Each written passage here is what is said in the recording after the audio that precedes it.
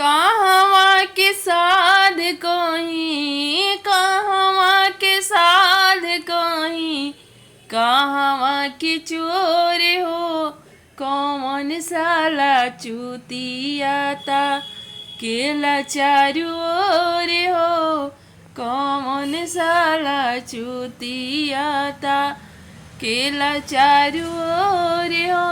अनजानपुर के साध कहीं, अनजानपुर के साध कहीं, अनजानपुर के चोर हो, ओ सरवा साला चूतियाता केला चारू ओर हो, सरवा साला चूतियाता केला चारू ओर हो।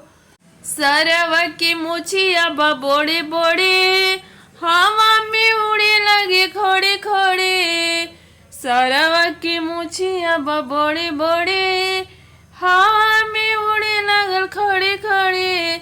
सरवा के बहिनी कहेली कटे वाला सनम, मुड़ा वाला सनम, ब्यूटी पार्लर में जाके सेट कर वाला सनम। इत आंगन में उड़े लगल खड़े खड़े, सरवा के चोरों की बड़े बड़े, सरवा के चोरों की बड़े बड़े हवा में उड़े लगल खड़े खड़े। सरवा के फुआ कहेली मुड़ा वाला सनम, कटा वाला सनम, ब्यूटी पार्लर में जाके सेट कर वाला सनम। न तो आंगन में उड़े लगी खड़े खड़े, सरवा के मोछी अब बड़े बड़े, सरवा के मोछी अब बड़े बड़े आंगन में उड़े लागल खड़े खड़े।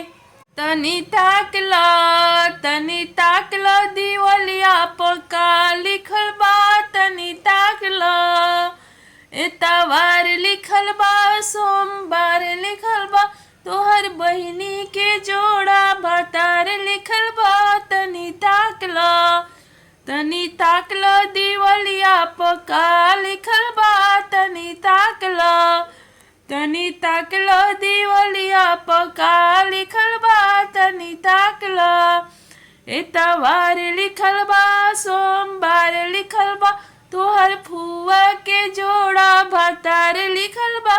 तनी ताकला, तनी ताकला देवलिया पका लिखल बा, तनी ताकला। सरवा अपन बहिनी के देब की डलबा अचार, विचार तोहर का कहता। सरवा अपन बहिनी के देब की डलबा अचार, विचार तोहर का कहता। बोलाना बोलाना बोलाना बोलाना, अपन बहिनी के देबा की डलबा अचार, विचार तोहर का कहता।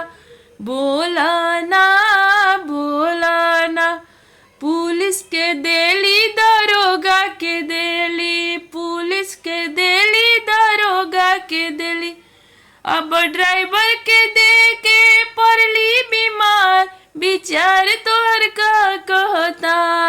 बोलाना बोलाना बोलाना, सरवा बोलाना, अपन बहिनी के देबा की डलबा अचार, विचार तोहर का कहता।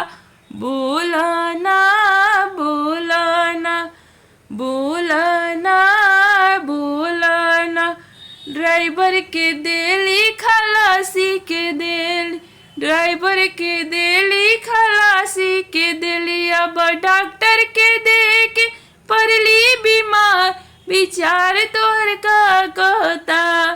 बोलाना सरवा बोलाना, बोलाना सरवा बोलाना। प्लीज़ मेरी आवाज़ में कुछ दिक्कत लगे तो माफ़ कीजिएगा, मेरी तबीयत सही नहीं है, पर फिर भी मैं अपना काम कर रही हूँ जो कि मुझे करना है। गले ख़राब है, सर्दी खांसी जुकाम बहुत ज़्यादा तेज़ है।